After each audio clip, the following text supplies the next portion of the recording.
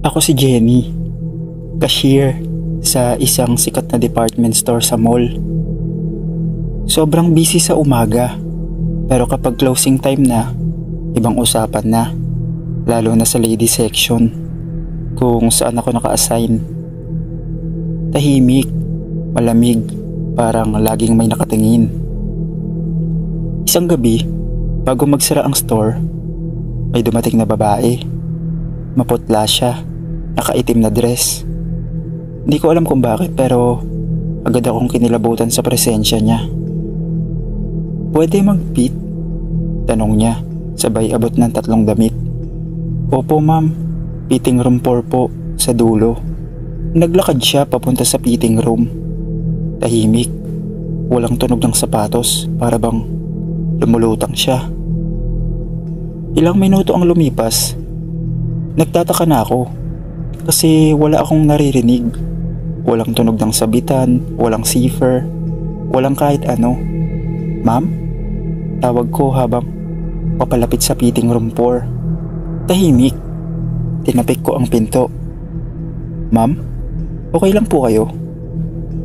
Walang sagot. Dahan-dahan kong binuksan ang pinto. Walang tao.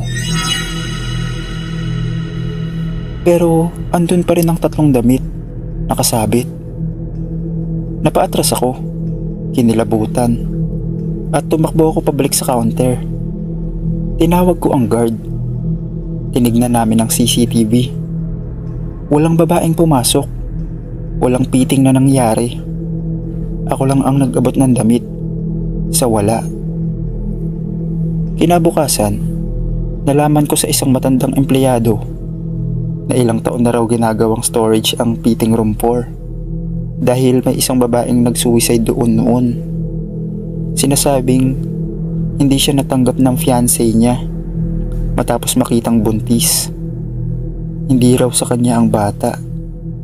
Pero pagkatapos ng pangyayaring yun, wala naman ako naranasang kababalaghan sa mall na yon, hanggang sa maendo ako.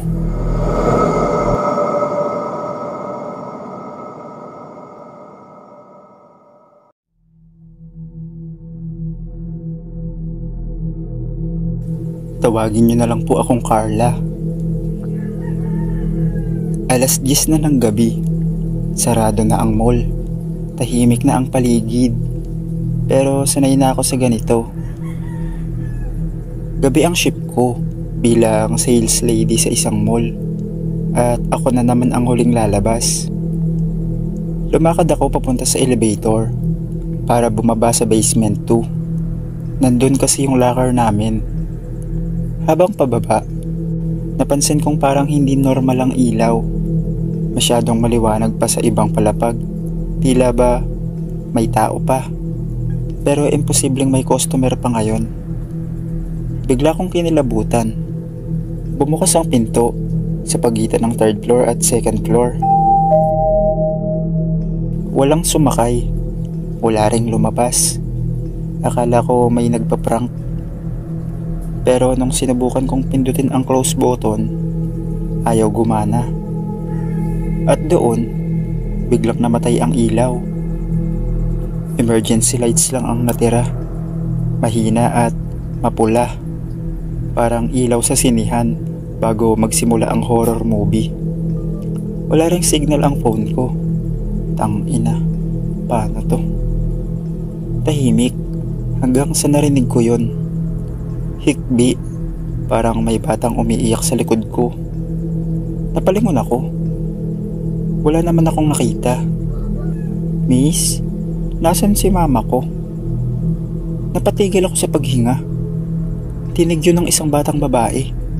Mahina at nanginginig. Hindi ko alam kung iiyak ako o tatakbo. Pero saan? Kaya dahan-dahan akong tumingin sa salamin sa likod ng elevator.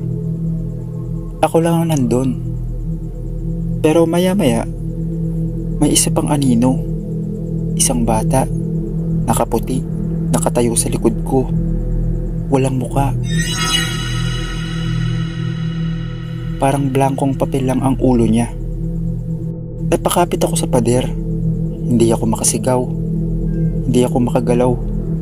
Parang may malamig na hangin na humahaplos sa batok ko.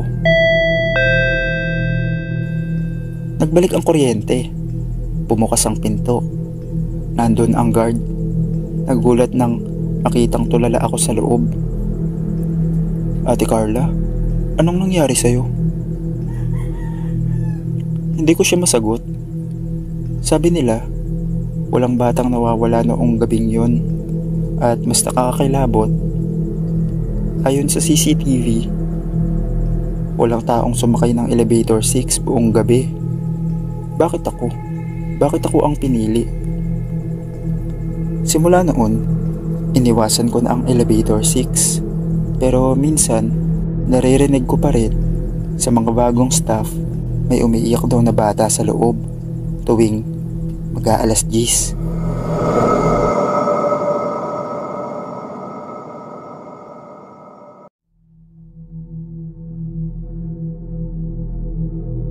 First job ko to. Kabado ako pero excited. Maganda ang cosmetic section. Maliwanag, mabango at malapit sa restroom. Pero may warning na agad sa akin ng isang katrabaho. Huwag ka masyado magtagal sa cubicle 3, lalo na pag closing. Ako nga pala si Thea. Akala ko joke lang. Bakit naman ako matatakot sa cubicle? Hanggang sa isang gabi, ako na lang ang naiwan sa sales floor. Sumakit ang tiyan ko, kaya dali-dali akong tumakbo sa CR. Pumasok ako sa cubicle 1. Sarado. Cubicle 2, may paa. Okay, occupied. Cubicle 3, bukas. Pumasok ako. Habang nakaupo ako, narinig ko ang kakaibang tunog. Parang kaluskos ng buhok na gumagapang sa tiles. Sinilip ko sa baba.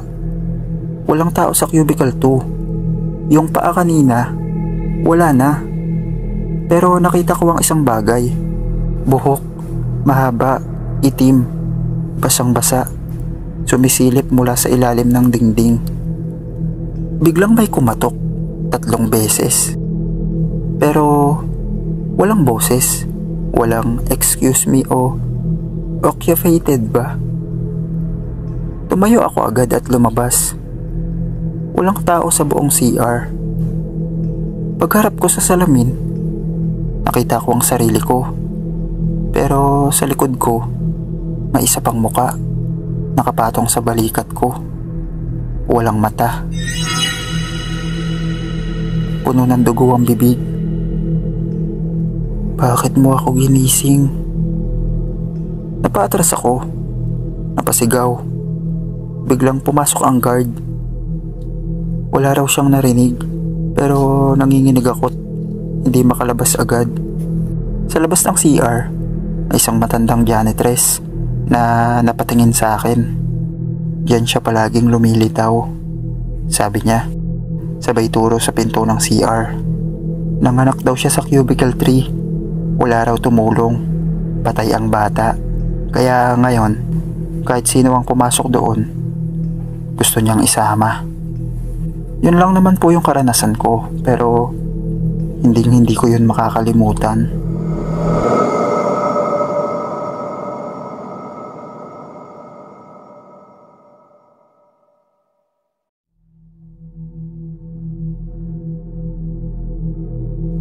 Ako nga pala si Rain, taga-ticket booth sa sinihan sa mall. Walang masyadong tao tuwing weekend ng gabi, kaya chill lang ang trabaho. May isang babae ang lumapit sa booth. Mahaba ang buhok, nakatakip ang muka, at punit-punit ang kanyang puting dress. Akala ko cosplayer o prank lang.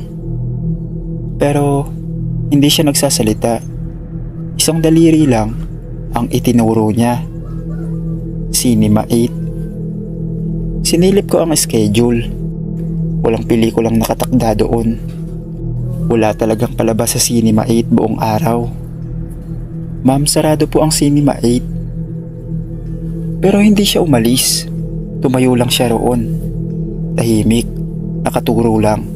Hanggang sa dahan-dahan siyang lumakad paakyat. Tinawag ko ang guard sinamahan namin siyang sundan. Pero pagdating namin sa Cinema 8, nakabukas ang pinto. Wala dapat susi yun. Kinabahan na ako. Pumasok kami. Madilim. Naaamoy ko ang lumang carpet at parang may usok. Tapos nakita ko siya. Nakaupo sa pinakang dulo ng sinihan. Nakatingin lang sa screen. Pero wala namang palabas. Static lang. Para bang inaantay ang pelikulang hindi na muling ipapalabas. Nang subukan naming lapitan, nawala siya bigla. Walang tunog, wala ring bakas. Kinabukasan, nalaman ko sa lumang empleyado na may babaeng nasunog sa Cinema 8. Taon na ang nakakalipas. Nung nasiraan ng projector at nagka-spark ang wiring, hindi raw siya nakalabas. Siguro siya yung nagmumulto sa Cinema 8. Nakakatakot, oo, pero mas nakakatakot pag wala kang trabaho. Kaya mas pinili ko pa rin magtrabaho sa kabila ng takot. Hanggang dito na lang po. Salamat sa pagbabasa ng kwento.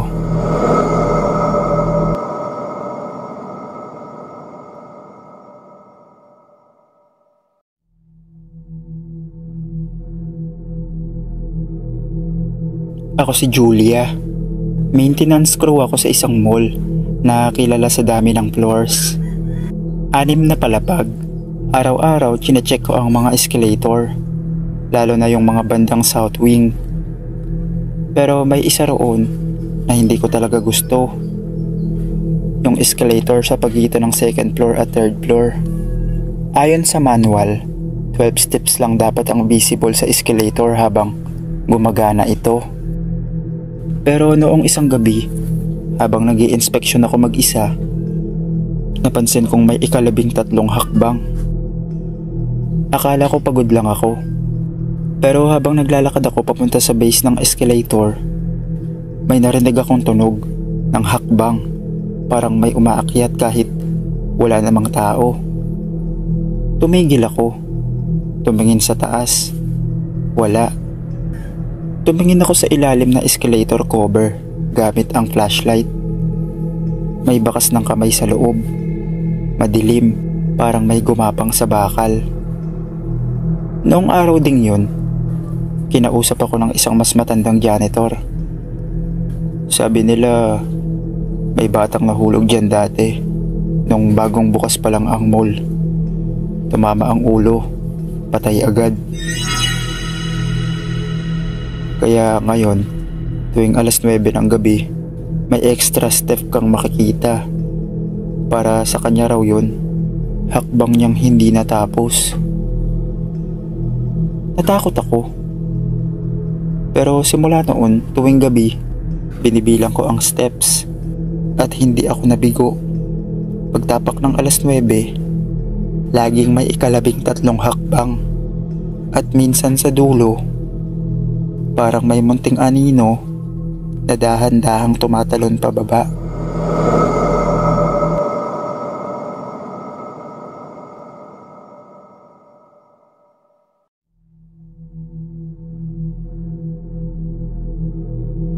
Tawagin nyo na lang akong Mang Ben. 23 years na akong janitor dito sa mall. Masasabi kong kabisado ko na ang lahat ng sulok. Bawat tagong daan, bawat amoy ng tapon sa food court. Pero may isang lugar na ni minsan, kahit kailan, hindi ko nilinis mag-isa. Ang janitor closet sa 4th floor. Noong una, akala ko chismis lang. Sabi nila, dati raw may nawawalang empleyado. Cleaner din gaya ko. Huling nakita pumasok sa closet para kumuha ng map. Pero hindi na lumabas. Walang CCTV sa area at ayon sa security, hindi rin siya nakita sa exits. Para bang nilaman siya ng closet. Akala ko gawa-gawa lang. Hanggang isang gabi, naiwan ako mag-isa sa isang floor. Na-flat ang map ko at ang tanging extrang map ay nasa... Oo, doon. Huminga ako ng malalim at binuksan ang pinto. Madilim, amoy luma, basa ang sahig kahit walang tagas. Pagtalikod ko para isara ang pinto, sumara ito mag-isa. Kumatok ako. Walang sumasagot. Binuksan ko ulit. Wala namang hangin. Pero sa gilid ng mata ko, may gumalaw. Tumingin ako sa salamin ng maliit na sink. Sa likod ko, may anino. Mabilis, maliit, parang gumagapang sa dingding. Hindi pa siya tapos maglinis. Isang boses ng babae. Mahina, malapit sa tenga ko. Paglingon ko, wala naman. Pero nasa kamay ko, may hawak akong map na hindi sa amin. Luma, may kalawang at may pangalan sa kahoy. Mila. Yun ang pangalang nawawalang janitress. Nang sinubukan kong iwan ang map sa loob, hindi ko mabuksan ang pinto. Kailangan kong isama yun pa uwi. At mula noon, tuwing gabi, may naririnig akong tunog ng map sa hallway. Kahit ako lang ang janitor on duty.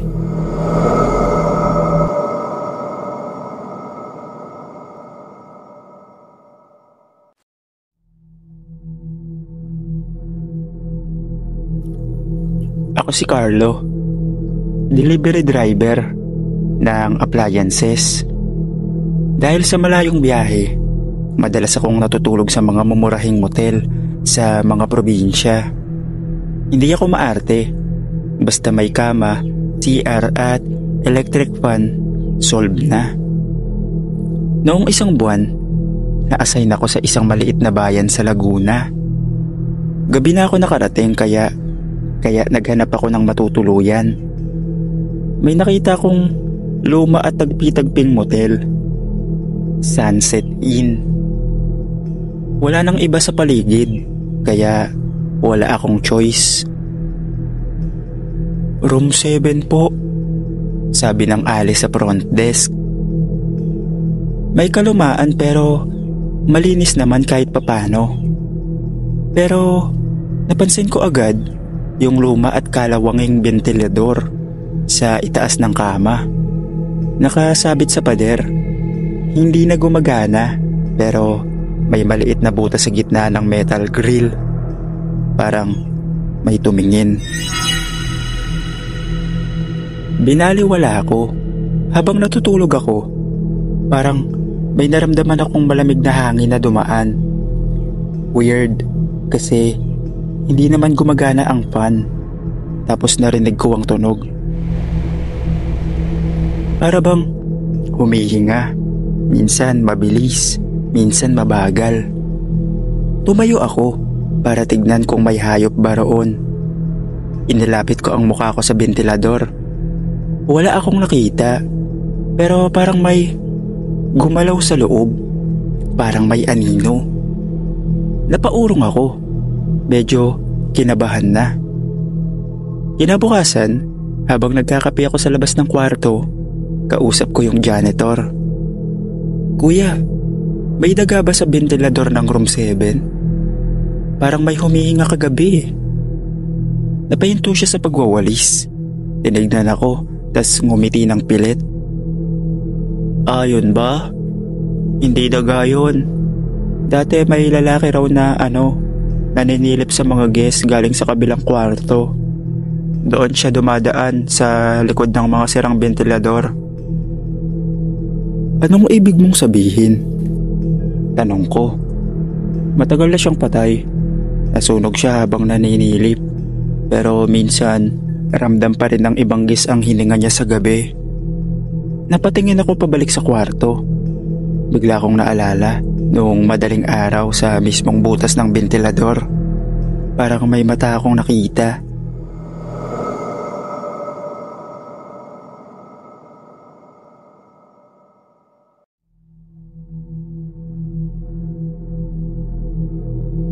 Ako si Lance. Mahilig ako mag-travel mag-isa. Tipong backpack, bus, bahala na kung saan mapadpad. Isang weekend, nagdesisyon akong mag-staycation sa Tagaytay. Gusto ko lang mapag-isa, magpahinga. Nag-book ako ng isang murang motel na may decent review. Pagdating ko roon, ang bait ng staff. Tahimik ang lugar. Sakto lang sa gusto kong ambience. Sir Lance, room 30 po kayo, sabi ng receptionist habang inaabot ang susi. Pag-akyat ko, medyo weird. Ang third floor parang mas madilim kaysa ibang floor. Ang hallway, walang ibang tao. Yung tipo ng katahimikan na halos marinig mo tibok ng sarili mong puso. Ganon katahimik. Pagpasok ko ng room 30, normal lang. Malinis, malamig ang aircon. May maliit na balcony. Nagbasa lang ako, nagkape tapos natulog ng maaga. Nagising ako mga 2:00 ng madaling araw. May narinig akong mahihinang tunog sa labas. Akala ko, pusa lang. Pero nang tumingin ako sa bintana, may nakita akong lalaking nakaitim. Nakatayo lang. Nakatalikod sa mismong harap ng pintuan ng room ko. Hindi siya kumikilos. Naisip ko, baka staff or security. Bumalik ako sa higaan. Pagtingin ko sa orasan, 3 AM na. Pagdilat ko muli, hindi ko alam kung ilang minuto ang lumipas. Pero may kakaibang ingay sa banyo. Parang nag-flash ng kusa, tapos may tumatawa. Mahina, pamilyar ang tawa. Lumapit ako sa banyo. Pagbukas ko ng ilaw, wala. Pero sa salamin, nakita ko ang sarili ko. Nakangiti, kahit hindi naman akong umingiti. Para bang nauuna ang refleksyon ko sa galaw. Biglang pumutok ang ilaw. Kinabukasan, kinausap ko ang front desk. Miss, may ibang guest po ba sa room 30 bukod sa akin? Tumigil sa pagtatype ang babae. Sir? Wala po kaming room 30. Napakunot noo ako. Ha? Eto po yung susi oh. Tinignan niya ang susi ko. At nang hawakan niya ito, natapon niya agad. Nanlaki ang mata niya. Sir, yan po yung susi ng room na pinasara na namin matagal na. May guest kasi ron dati na walang parang bula. Hanggang ngayon, hindi na siya nakita. Tahimik akong umalis. Pero sa likod ng isipan ko, may isang tanong na hindi ko matanggal. Kung walang room 30, saan ako natulog kagabi?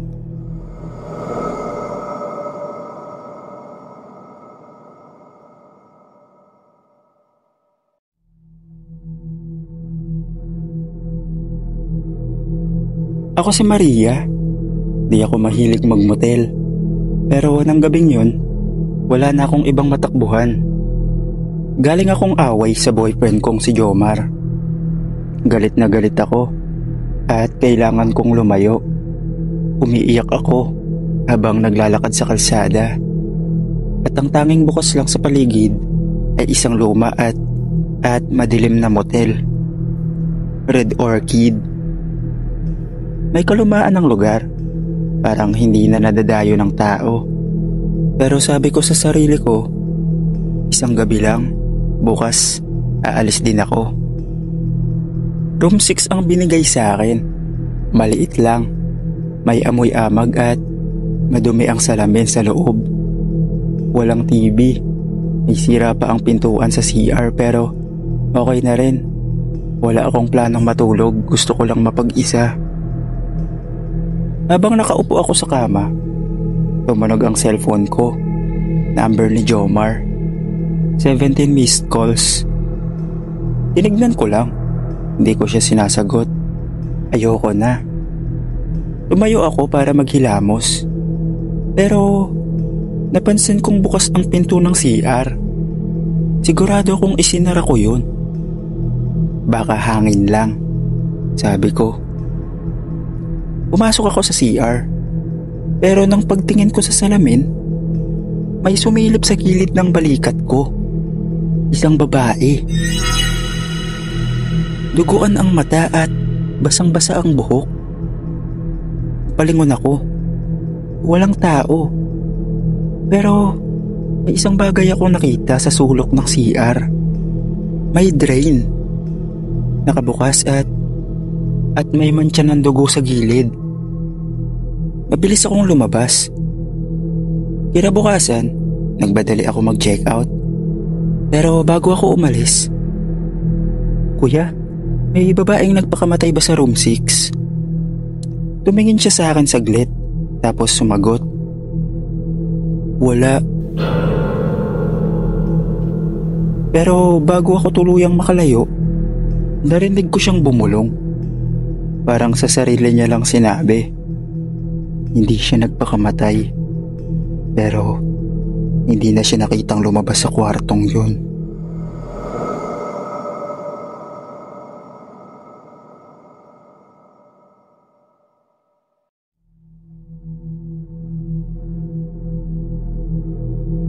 Ako si Nico.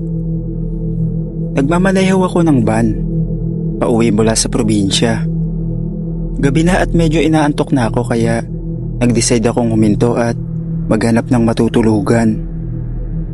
Nakita ko sa gilid ng highway ang isang maliit na motel. Verde Nueve. May kakaiba agad sa pangalan pero wala akong pakialam. Gusto ko lang matulog talaga dahil pagod. Walang masyadong ilaw.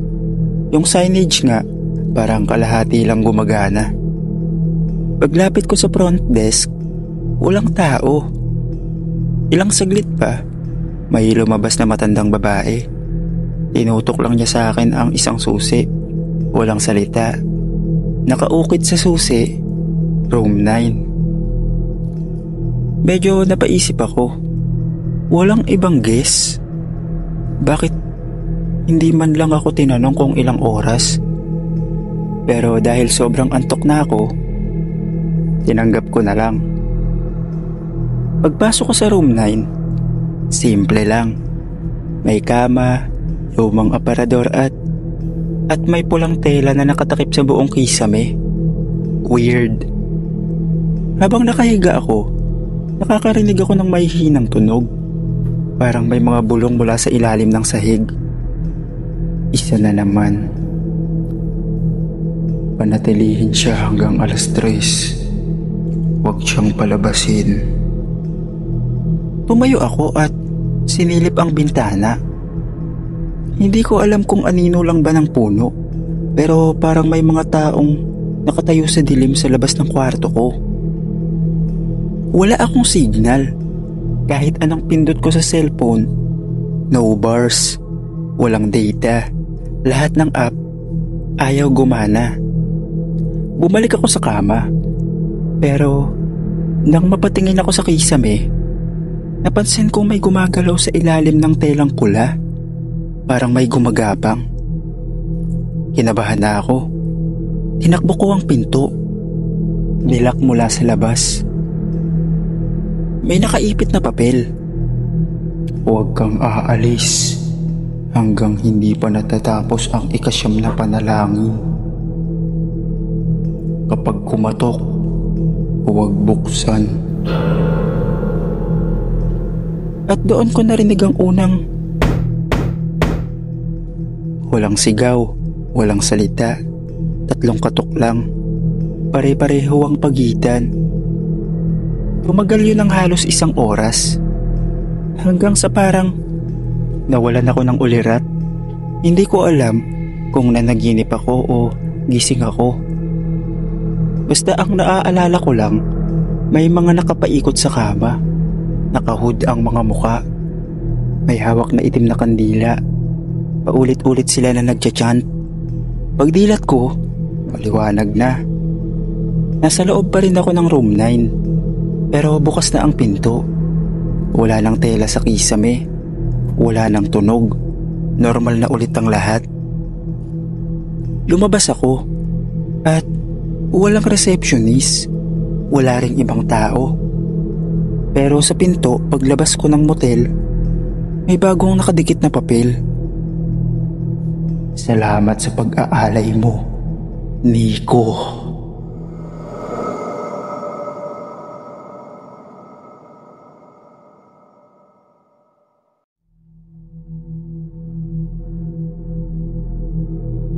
Sir Dave, itago niyo na lang po ako sa pangalang Jerome. Hindi ko alam kung bakit doon pa kami nag-check-in ni Angela. Puno na raw kasi ang mga kilalang motel sa area. Kaya napadpad kami sa luma at halos nakalimutang motel na yon. Villa Solitaria. Natawa pa nga ako sa pangalan. Parang title ng horror movie.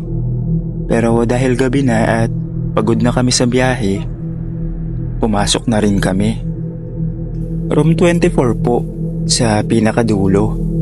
Sabi ng receptionist na parang walang gana. Hindi man lang kami tinignan sa mata. Ang kulit pa ng boses niya, parang galing sa lalamunan. Pagdating namin sa kwarto, ramdam agad ang bigat ng paligid.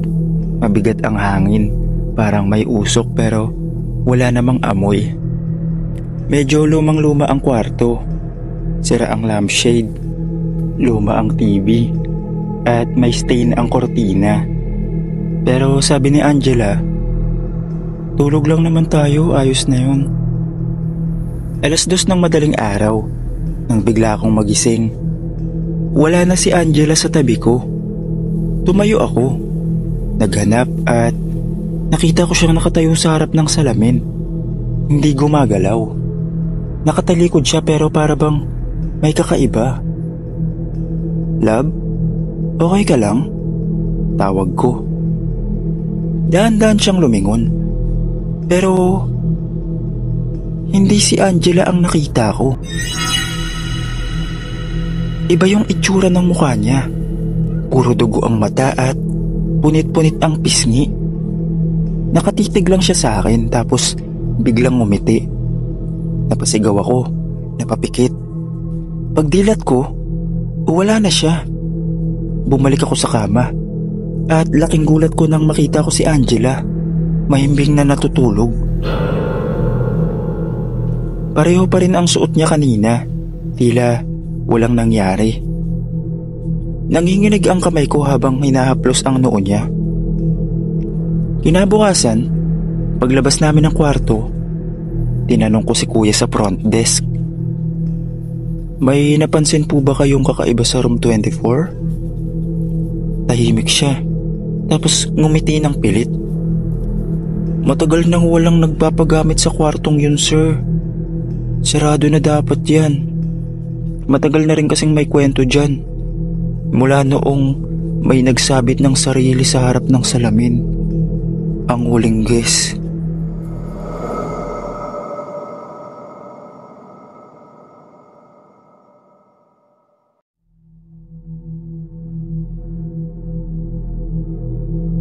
Ako nga pala si Luis. Hindi ko makakalimutan ang gabing yun. Galing akong trabaho, sobrang puyat at dahil ayaw ko munang umuwi sa bahay, nag-check-in ako sa pinakang malapit na motel sa Quezon City. Solo lang ako kaya kubuha ako ng maliit na kwarto. Simple lang, kama, CR, salamin sa may ulunan at aircon na parang hinihika. Pagka-check-in ko, diretso akong humiga. Pero paglipas ng halos 1 oras, habang dahan-dahan ako nilalampasan ng antok, may kumatok. Naalimpungatan ako. Tumingin ako sa orasan. 2:47 AM. Bumangon ako. Lumapit sa pinto. Sino yan? Walang sumagot. Sinilip ko sa peephole. Walang tao. Pinakinggan ko pa. Tahimik. Pinilit kong bumalik sa kama. Siguro aksidente lang o baka alingaw-ngaw lang. Pero ilang minuto lang ang lumipas. Mas madiin, mas mabagal. Lumamig ang batok ko. Hindi ko na tinanong kung sino. Sinilip ko ulit. Wala pa rin. Pinagpawisan ako kahit malamig. Bumalik ako sa kama. Pero di ako mapakali. Lumingon ako sa salamin. At doon ko siya nakita. Isang babae. Nakatayo sa likod ko. Mahaba ang buhok. Putlang-putla ang balat. At nakangiti. Hindi ako makakilos. Pagharap ko, walang tao. Pero sa salamin, andun pa rin siya. Pumikit ako ng mahigpit. Hindi totoo to. Pagod lang ako. Guni-guni lang to. Bulong ko sa sarili. Pagdilat ko, nasa harapan ko na siya. Naputo lang alaala ko roon. Nagising akong duguan ang ilong. Mag-isa na sa sahig ng kwarto at bukas na ang pinto. Walang CCTV raw sa floor na yon, sabi ng mga receptionist. At walang ibang guest sa buong third floor, maliban sa akin. Nang mag-check out ako, tinanong ko kung may history ba ang kwarto.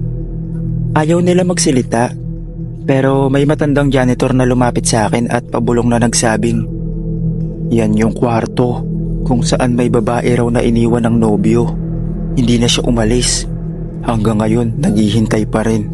Kinakatok niya lahat ng bagong guest. Baka sakaling yung nobyo niya na, kaya bumabalik siya ng bumabalik.